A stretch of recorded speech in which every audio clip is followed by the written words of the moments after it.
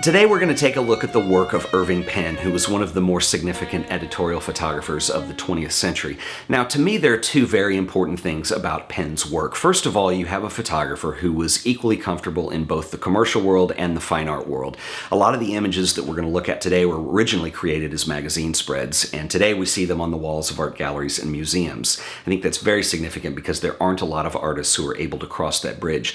Second of all, I think it's very impressive that Penn was a photographer who continued to evolve his entire life. He started out as a graphic designer, sort of fell into being a photographer while he was at Vogue magazine, became one of the best photographers in the mid-20th century, and then went on to become an excellent printer. By the 1970s, he was experimenting with platinum and palladium process, his use of color work. A lot of these things are just, they show an expansion of an artist throughout their entire career. In fact, before he died, when he was in his 70s, that's an age where most people are starting to slow down, and Penn was going at full throttle his entire life. To give you some context around Penn's work, I think it's important to look at what was happening in the fashion magazine industry in New York at that time. The two big competitors were Harper's Bazaar and Vogue magazine, and I think the best way to think of it is somewhere between Mad Men and The Devil Wears Prada. It was a very competitive business, and Harper's Bazaar were noted as bringing in a young designer named Alexei Brodovich to come in and overhaul their visual identity, and this was a very significant move, and he made an enormous impression in the history of graphic design. Brodovich, it was a Russian immigrant who came to the United States, and part of his overhaul of their visual identity was to have something that was very photography based, but also to incorporate elements of what at that time was modern art. So he worked a lot with contemporary artists. So photographers such as HENRI CARTIER-BRESSON, Martin Munchauchi, and then artists as well such as Salvador Dali, much later with Andy Warhol. But it was a reflection of what was happening at what was then modern art. And Brodovich also taught at a school in Philadelphia, and Irving Penn was a student in graphic design there at that school. He would spend his summers coming up to New York and interning at Harper's Bazaar, and after he graduated, he took a year off. He eventually became the art director at Saks Fifth Avenue, and a year after that was hired to be an art director at Vogue magazine. What's interesting is during his time at Vogue, he was concepting and coming up with what would be spreads and covers for the magazine, and then these ideas would be handed off, and they would work with the staff photographers to realize these ideas.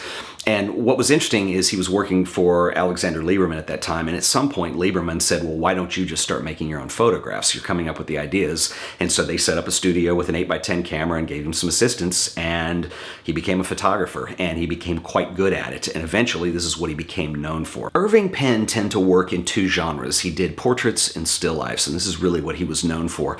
In this video, we're just going to look at portraits. I think it's a lot to try to do in one video to look at his entire catalog, but I just want to look at portraits, and then I'll do a separate video talking about the still life work. Now, for this video, I'm going to be using this book, which is called Irving Penn Beyond Beauty, which is a catalog for an exhibition that is actually going to be opening at the Dallas Museum of Art in April. And I mentioned it last time, and I'll do an announcement video on this in the next couple days, but we are going to do a meetup for the art of photography there, and part of what is going to happen is we're going to get a private tour of the exhibition with my friend Sue Canterbury, who is the curator of American art in Dallas, and it's going to be a lot of fun. It's going to be very different than what we do normally on a meetup. There's 140 images in this exhibition. A lot of them have never been seen, and it also includes several 8mm films, and these are things that Irving Penn's daughter has that they're going to show in the exhibition. They've never before been seen, and a lot of them feature Irving working. So I'll put a link to this book in the show notes if you guys are interested in getting a copy of it. It is quite excellent. It's an excellent comprehensive overview of Penn's work. It's not exhaustive, but it's a catalog for the exhibition, so it mainly centers on work that is going to be in this show. So we're going to look at some images here, and as I mentioned earlier, I want to make a note here that, I mentioned that Penn was a photographer who continued to evolve his whole career, and by the 1970s he became really interested in platinum palladium process and became an extremely good printer using that method. And so the images in this book are taken from the exhibition, and so they are reproductions from prints, not negatives. And so what's interesting is the differences between the two. So this image on the right here of Jeremy Spencer, this is a silver gelatin process and has a very smooth look look to it, whereas the contrasting image on the left here is a platinum-palladium process. And the difference that you're going to see is these tones in the background. You get a lot more textures that come out. There's a richness to it. Maybe kind of hard to pick up on the video, but there's a slight tonality that comes out of it too. It's not just gray and white or shades of gray. And I think that's important to note. And so a lot of these images, like particularly like this one of Giacometti, for instance, these were done in 1950, but the prints were much later in the 70s. And so I find that fascinating when you look at artists who revisit their own work. Photography lends itself really well to that because the whole idea of the process is something that is reproduced. So you make it a negative traditionally, and you print that by hand, and then there's beauty in the variances between the prints because they're being done by hand, or even today where you take a digital file and then that's reproduced as a print as well. However, it has changed quite a bit now in the digital age because things aren't done by hand, so they're not viewed the same way. But anyway, I did want to note that because you're going to see a lot of that in this book. So some of what we're looking at is earlier works that are reinterpreted by much older and more mature pens. So I think that's interesting to note. I want to start kind of with some of these really early images. And so I mentioned that Penn had his training as a graphic designer. And upon graduation, he decided to take a year off, and I suppose like in England you call this a gap year. And the idea was that he wanted to travel the American South and go down through Mexico, and his objective was to paint during this time. He carried some canvases and brushes with him. The irony is that he did absolutely no painting and ended up using his camera the whole time. So what you see during this year are a lot of these images that are definitely not as refined or as matured as his style became later. But it's really interesting, I think, from an academic perspective to be able to study these. And what you see is not a photographer who is under deadline pressure or constraints of magazines, but somebody who's finding their style and discovering what it is they want to do. There are elements of these early images that you see in later work, but it's just definitely less refined at this point. Street photography and photojournalism was really big at this point, so you do see stuff like these two barbers outside. But what's particularly interesting to me is that you start to see experimentation into the two styles that Penn would be working in later, mainly still life and then also portraits. And we're going to talk about that because there is kind of a blending of the two. This is a kind of a famous image from this period that has a surrealistic kind of humorous quality to it, where you have this illustration of a family, and the image is labeled "Sign with Child's Head Missing, Louisiana, 1941." And so the conceptual thinking that comes out in these, probably an influence from surrealism and what was then modern art. If we go into some of these too, you start to see these portraits, and these are really nicely done.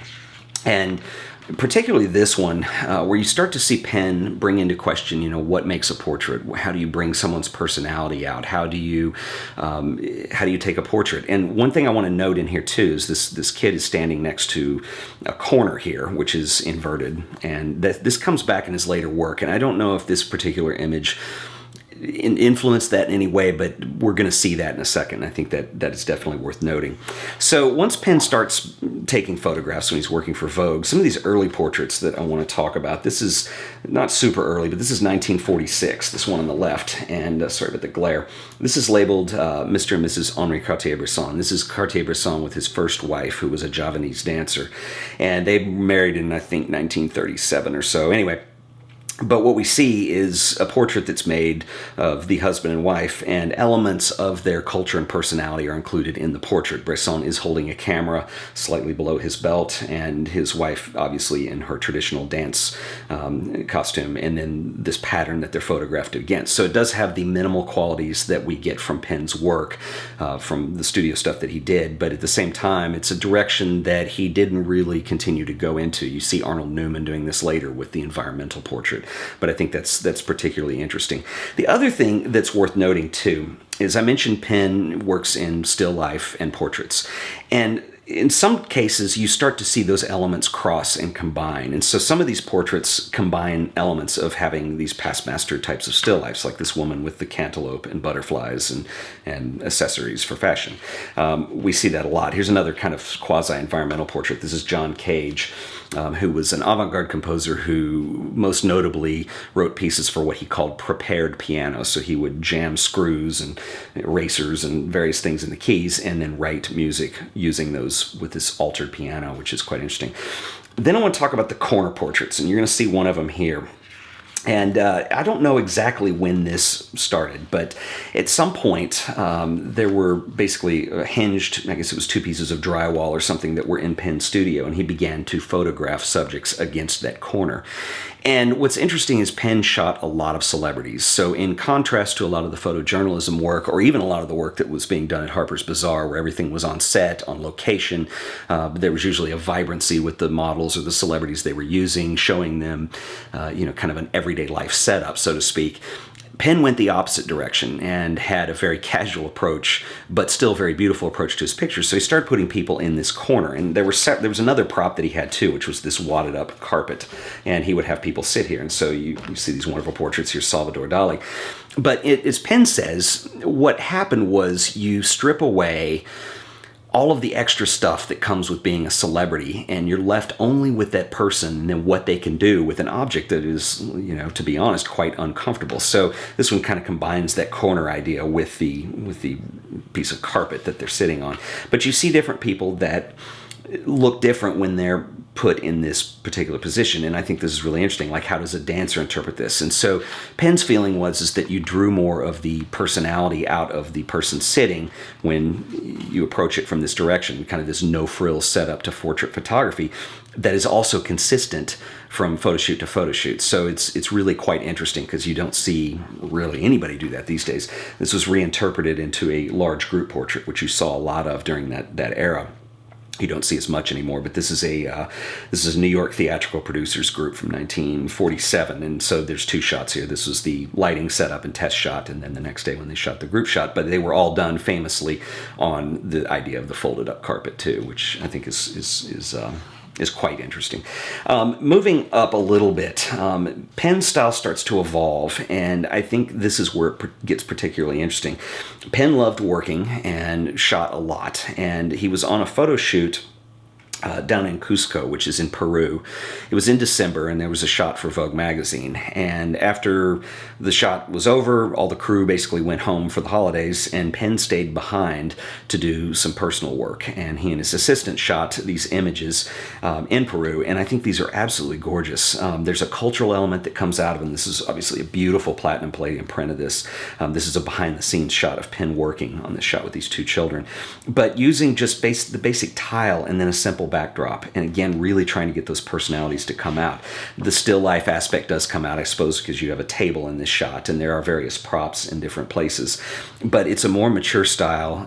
It is without the constraints of professional work. It is just personal work at this point, but these are just gorgeous. This is 3 men in masks with rope, and this one is 2 sitting men in white masks, both from 1948, and they're absolutely gorgeous. And again, you're going to start to see this style evolve. Later on, when we see portraits like this, these are obviously platinum palladium prints. You have these Parisians that are in here, and the bread is props, but there's a simplicity that comes out in that, and a certain beauty. Obviously, the fact they're done in black and white is very unique. These are platinum palladium prints. From accounts that I've read, Penn did not like to work in color nearly as much, and that is not uncommon with photographers from this era, and I was going to talk about this later, but I'm going to bring it up now. I love this image on the right. It's a shepherdess with a sheep, and this is much later. This is 1971, but it's done in color. It is very subtle, I think, in many ways. There's a quietness to the image, and it's just a very simple, minimal, beautiful portrait of this woman, and you can tell what she is because she's holding a sheep. And I just really think there's an elegance to that. Now, Penn didn't prefer to do color work, but his color work was outstanding, and I think he was really good at it. The move to color, most likely because he shot editorial work, the fact that magazines were being printed in color later on probably dictated a lot of that. But, if you've ever done any printing work, you know that as a photographer with black and white, you have an enormous amount of control. You can get into alternative processes like he was doing with platinum palladium. With color, it's either on or it's not, and there's a lot less control you have over the image and your own personal stamp that you can put on things, and I think that's one of many reasons why artists typically photographers in general prefer to work in black and white. I want to talk about a series of images here too, and these were obviously fashion shots that were done.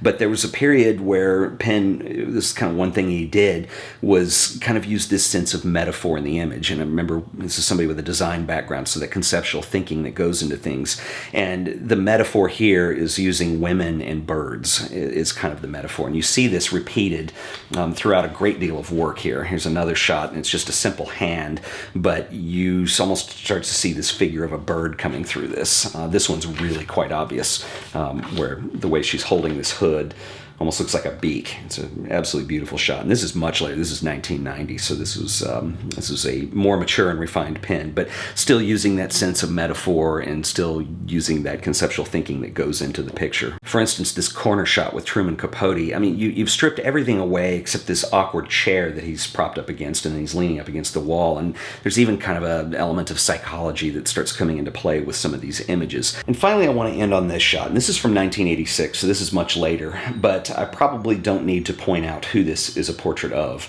but in case you don't know, this is 12 Hands of Miles Davis and His Trumpet from 1986. And, you know, I think that because, you know, you have a long career out of Penn and you see this maturing of style, and to shoot a celebrity, and we'll put it this way, if you're working for a magazine publication, 9 times out of 10, they want to see the celebrity, so it's going to be a headshot. And to work with Miles Davis and simply illustrate that just through various hand positions, I think is particularly interesting. It is conceptual in nature, but it allows the viewer to come to the conclusion themselves. And this is one of my favorite works. Well, it's hard to pick a favorite. They're all amazing. But this kind of represents some of the sense of humor and also the maturity that Penn had as a portrait photographer. So I hope you guys have enjoyed this video. Irving Penn was an amazing photographer, and I've always had a fondness for his work, both conceptually and a lot of the ways he approached thinking about the image, and then also aesthetically, the way it really represents what was going on in the mid-century, particularly in New York and fashion and all that stuff. And I just think the world of Penn. I think he was a fabulous photographer. And I will have news coming out about our meetup very shortly, so you need to remember to subscribe to the channel so you'll be up to date. And if you guys enjoyed this video, please remember to like it and share it with your friends. And I'll see you guys in the next video. Till then, later.